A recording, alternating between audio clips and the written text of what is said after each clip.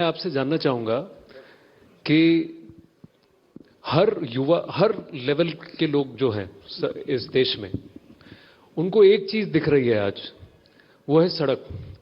और उससे आप जुड़े हैं, नितिन गडकरी। तो आपको कैसा लगता है जब कोई आकर आपको कहता है कि आप शायद इस सरकार के सबसे पॉपुलर मंत्री में से एक हैं? एक तो सही बात है कि मैं न कोई सोचता हूं और बहुत ज्यादा इसको सीरियसली लेता हूं। मैं एक बात सोचता हूं कि जो अक्सर मेरे कन्विक्शन में है कि politics is a instrument of socio economic reform. और जब मुझे कोई अवसर मिला है तो उसका उपयोग करके मैं कितना ज्यादा से ज्यादा काम कर सकता हूं वो करने की कोशिश करता हूं। जो काम हो जाता है उसको भूल जाता हूं, जो नहीं हो रहा उसके पीछे लगता हूं। तो मैं काम करते रहता हूं, बाकी बातों का विचार करना वो क्या है क्या नहीं, वो आप जैसे लोगों का काम है वही। बाकी मैं तो इतना सोचता भी नहीं और कुछ आगे मुझे इतना ही मालूम है कि प्रॉब्लम्स क्या है, काम कहाँ अटका हुआ है, वो कौन से प्रोजेक्ट स्टॉल प्रोजेक्ट है, कैसे उसको क्लियर करना। अभी तो आप जिस धड़ल्ले से प्रोजेक्ट्स अनाउंस कर रहे हैं, ऐसा लग रहा है कि बहुत कुछ करना बाकी है। तो जरा हमारे दर्शकों को बताइए कि आपके लिए सबसे इंपॉर्टेंट अभी एक ड्रीम प्रोजेक्ट क्या है? देखिए, अभी केवल दिल्ली में ही आजू बाजू में एनसीईआरटी में हम लोग 65,000 करोड़ के काम कर रहे हैं। अब ये बहुत कठिन काम है, मैं दावा नहीं करता, पर दिल्ली को ट्रैफिक जाम से और एयर पोल्यूशन से मुक्त करना। तो मेरे डिपार्टमेंट तो रोड बनाना ही मेरा काम है, पर मैं दूसरे बातों पे भी लगता था क्योंकि ऑटोमोबाइल इंडस्ट्री के साथ भी मैं जुड़ा हूं, मेरे डिपार्टमेंट। तो मैंने परली के ऊपर बहुत काम किया। अभी मैं परली से बायो सीएनजी और बायो एलएनजी तैयार होता है, मैं उस एसोसिएशन का अध्यक्ष हूं। 27 प्रोजेक्ट शुरू हो गए और 135 प्रोजेक्ट प्रोसेस में है। फिर परली से अभी पानीपत में बहुत बड़ा प्रोजेक्ट है, अभी पुरी साहब गए, तो वो बायो इथेनॉल 1 लाख लीटर और 150 टन बायो बिटुमिन।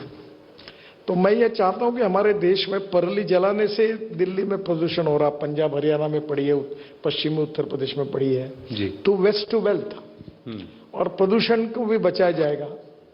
तो दिल्ली में भी हमने एक दिल्ली UR2 रोड बनाया, रिंग रोड, अभी 2-3 महीने में इनॉग्रेट करेंगे, जिससे आप पानीपत से आते हुए पेरीफेरल रोड के बाद सीधा एयरपोर्ट आने के लिए 2 घंटे लगते थे जी।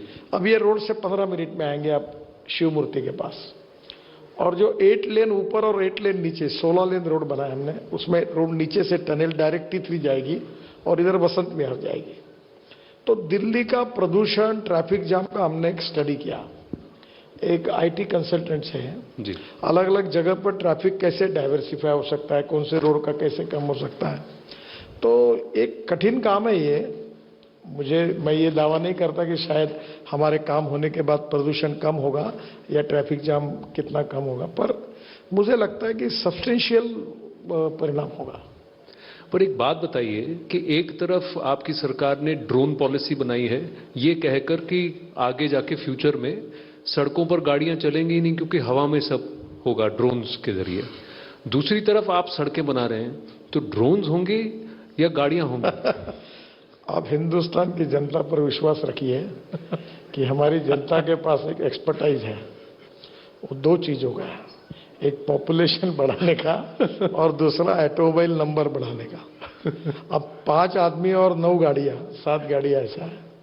देखो, वैसे मैं electric, ethanol, methanol, biodiesel, LNG, CNG, hydrogen की बात करता हूं, तो लोग कंफ्यूज होते हैं, बोलते हैं आप सबकी बात कर रहे, फिर ये कैसा होगा। मेरा तो चिंता मत कर, ये पूरा आने के बाद भी डीजल पेट्रोल को बंद करना बहुत कठिन है, इसलिए जिसमें जितना दम हो उतना काम करेंगे।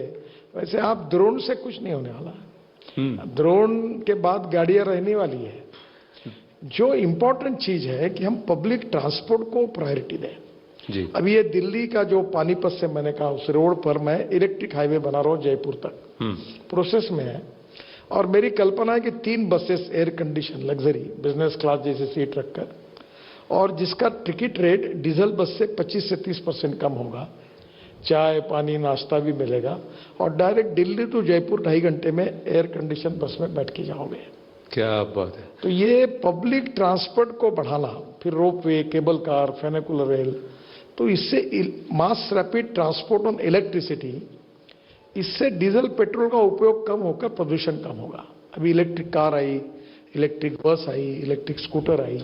इसी होटल में मुझे लोग पूछते थे बहुत बार 3 साल पहले कि गाड़ी, इलेक्ट्रिक की गाड़ी रास्ते में बंद हो गई, चार्ज कैसे करना, फिर धक्का मार के ले जाना क्या।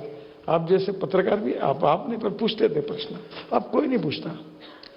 अब electric bus, electric car, electric scooter, electric auto rickshaw, ये ग्राउंड रियलिटी हो गई। अब मैं फ्लेक्स इंजन ला रहा हूं। जो टोयोटा की कैमरी गाड़ी थी ना, जो 60% पेट्रोल पे और 40% बिजली तैयार करती थी, अब टोयोटा के मॉडल अगस्त में लॉन्च हो रहे हैं मेरे हाथ से, वो पूरा बायो इथेनॉल पे होगा। अब पेट्रोल का रेट 120 रुपए, इथेनॉल का 60 रुपए। पेट्रोल से पोल्यूशन, इथेनॉल से पोल्यूशन नहीं के बराबर, और वो 40% बिजली तैयार करेगा। तो मैंने ये कहा कि अगर इसका एवरेज निकाला जाए, हिसाब लगाया जाए, तो पेट्रोल की तुलना में 15 रुपए पेट्रोल का भाव होगा, इतना एवरेज, क्योंकि 40% बिजली का एवरेज वो फुकट है जी, और 60% जो है इथेनॉल पर, वो 60 रुपए रेट का है। तो नेचुरली सेविंग और प्रदूषण भी कम होगा। अभी स्कूटर, ऑटो रिक्शा, ये सब इसमें आई है। तो आने वाले समय में काफी चेंजेस हो रहे हैं टेक्नोलॉजी में, और एक टेक्नोलॉजी के कारण दूसरा कम होगा ऐसी संभावना नहीं है। नहीं तो आपने जब 15 रुपए पर लीटर पेट्रोल कहा तो सबने उसको पकड़ लिया कि ये कैसे हो सकता है। और कई बार कहते हैं कि सर ख्वाब तो नहीं दिखा रहे हैं, आप कह रहे हैं दिल्ली में प्रदूषण नहीं होगा, आप कह रहे हैं कि बस से हम जयपुर जा सकेंगे एसी बस में, और अब आप कह रहे हैं कि इथेनॉल एट 60 रुपीज, यानी half the price of petrol. तो ये सब डिस्टेंट ड्रीम्स हैं कि इस जीवन काल में, इस दशक में हम देख सकेंगे। देखिए, सपने दिखाना अच्छा होता है और सपने दिखाने के बाद जनता भी खुश होती है, पर दिखाए हुए सपने जब पूरी नहीं होते हैं तो जनता उस नेता को ठोकने का काम भी करती है। मैं आपको एक बात पक्की बताता हूं, मैं मुंबई में मंत्री था, तो ये Worli Bandra sea link project, 55 flyovers, Mumbai Pune highway जी, ये सब बना है। तब मैंने कहा था कि मुंबई से पुणे 2 घंटे में जाएंगे। तो लीडिंग न्यूज़पेपर ने एडिटोरियल लिखा था मेरे खिलाफ, ये कुछ भी बोलते हैं, कुछ भी कहते हैं। और आज क्या सच्चाई है कि दिल्ली, पुणे से मुंबई 2 घंटे में लोग जा रहे हैं।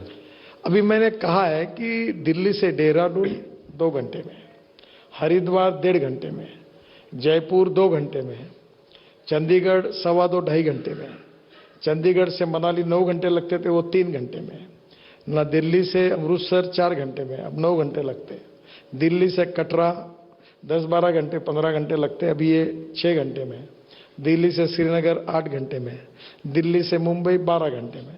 अब इसमें से 90% तो आप एक काम कर लो, ये जनवरी के पहले हो जाएगा। और अभी आप में से 90% जनवरी से पहले हो जाएगा। बिल्कुल।